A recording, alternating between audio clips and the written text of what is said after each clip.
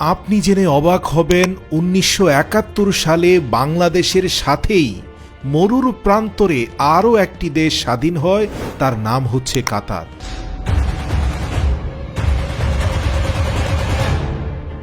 British শাসনের বৃত্ত থেকে বেরিয়ে আসা কঙ্কাল হয়ে যাওয়া দেশটি মাত্র ৫০ বছরেই বিশ্বের সবচাইতে ধনী দেশের তালিকায় উঠে এসেছে।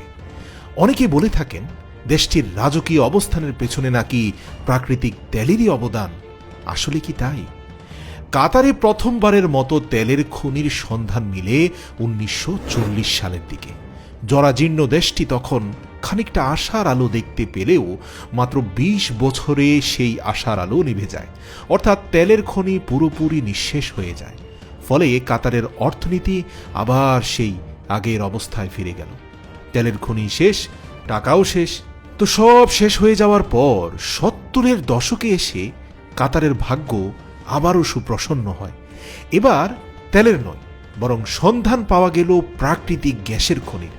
আর এই গ্যাসের খনির নাম হচ্ছে দ্য নর্থ ফিল্ড, যা পৃথিবীর সর্ববৃহৎ গ্যাসের খনি। তবে ৭০-এর দশকে প্রাকৃতিক গ্যাসের তেমন একটা কদর ছিল না, আর এর মূল্য তেমন আশানুরূপ ছিল না, কারণ তখন খুব কম মানুষই গ্যাস ব্যবহার করত।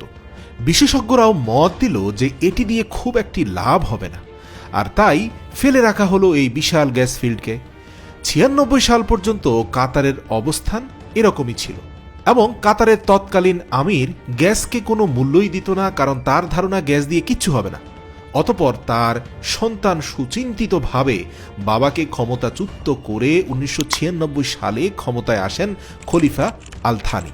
উদ্দেশ্য এমন নয় যে তিনি পিতার কাছ থেকে ক্ষমতা কেড়ে নিয়েছেন, উদ্দেশ্য সৎ ছিল, অর্থাৎ তিনি পিতার অযোগ্য ক্ষমতা থেকে নিজের যোগ্য হাতে ক্ষমতাকে নিয়ে দেশকে সমৃদ্ধশালী করতে থাকেন। তিনি গ্যাসের মূল্যটা বুঝতে পারেন। তিনি বুঝতে পারেন আজ থেকে ২০ বছর পর এই গ্যাস হবে রত্ন, এবং তিনি প্রচুর বিনিয়োগ করতে থাকেন এই গ্যাসকে তরলীকরণের প্রক্রিয়ার উপরে। উদ্ভাবিত হল এই গ্যাস তরলীকরণ প্রক্রিয়া। উৎপাদন এবং পরিবহন খরচকে তারা এতটাই কমিয়ে আনলো যে যা দেখে বন্ধুরাও ঈর্ষান্বিত হয়, শত্রুরাও ঈর্ষান্বিত হয়। পৃথিবীর আনাচে কানাচে গ্যাসের ব্যবসা শুরু করলো কাতার। বর্তমান বিশ্বে কাতার পৃথিবীর সর্ববৃহৎ তরল গ্যাস রপ্তানিকারক দেশ। তাদের এলএনজি ছাড়া চলে না জার্মান, চলে না ফ্রান্স, চলে না খোদ যুক্তরাষ্ট্র। শুধু গ্যাসের মধ্যেই কি তারা থেমে থাকছে? না, তারা এটি জানতো খনি যে কোনো সময় শেষ হতে পারে। সে কারণেই তারা তাদের এই অর্থকে এমন মাকড়সা জালের মতো বিশ্বের বিভিন্ন দেশে বিনিয়োগ করা শুরু করে, যা সত্যিই প্রশংসার দাবিদার। রাশিয়ার তেলের খনিতে অংশীদারিত্ব কাতারের। আবার কাতার এয়ারওয়েজ নামে বিশ্বের সবচেয়ে শক্তিশালী এয়ার নেটওয়ার্কও তারা তৈরি করেছে। বিশ্বের শীর্ষ ব্যাংক এবং শীর্ষ ফুটবল ক্লাবগুলোর মালিকানা সহ তারা তাদের ব্যবসার জালকে এমনভাবে ছড়াতে সক্ষম হয়েছে যে ২০১৬ সালে এসে সমগ্র আরব বিশ্ব তাদের অবরোধ করার পরেও কিছুই করতে পারেনি তাদের। উল্টো সকল অবরোধ উঠিয়ে নিয়ে তাদের সাথে ভালো সম্পর্ক করার চেষ্টা করছে অন্যান্য দেশ। তারা তাদের সম্পদ, মেধা, কূটনীতি, রাজনীতি এবং সততাকে এমন পর্যায়ে নিয়ে গেছে যে কারণে মরুর দেশটি কোনো এক সময় এক ফোঁটা পানি খাবারের জন্য কত সংগ্রাম করত, আর আজ তারা বিশ্বের সবচেয়ে ধনী দেশ হিসাবে নিজেদের পরিচয় পুরো বিশ্বের কাছে গর্বের সাথে দিচ্ছে, এবং ২০২২ সালের বিশ্বকাপ আয়োজনের মাধ্যমে বিশ্বকে দেখিয়ে দিয়েছে যে একটি ক্ষুদ্র রাষ্ট্র নিজের যোগ্যতা এবং সততার বলে কতটুকু আসতে পারে।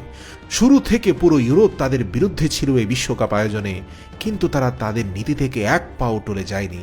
না তো মদ হালাল করেছে, না তো অবাধ যৌনচারকে হালাল করেছে, না তো তারা ১ মাসের জন্য তাদের ধর্মকে ভুলে গিয়েছে। তারা তাদের অবস্থানে অটল ছিল। ধারণা করা হয়েছিল ফিফার সকল রেফারিকে টাকা দিয়ে কিনে ফেলবে এবং কাতারকে জয়ী করিয়ে দিবে। অথচ দেখা গেল বিশ্বের সর্বপ্রথম আয়োজক দেশ কাতার, যারা কিনা পরপর ২টি খেলায় নিরপেক্ষ রেফারিংয়ের ভিত্তিতে পরাজিত হয়ে সর্বপ্রথম এই টুর্নামেন্ট থেকে বিদায় নিল। কাতারের আমিরের বক্তব্য, সততার সাথে হারলেও সেটা হবে গৌরবের হার। এই জন্যই তো তারা বিশ্বের বুকে সবচেয়ে ধনী রাষ্ট্র হতে পেরেছে এবং নিজেদের গৌরব অর্জন করতে পেরেছে।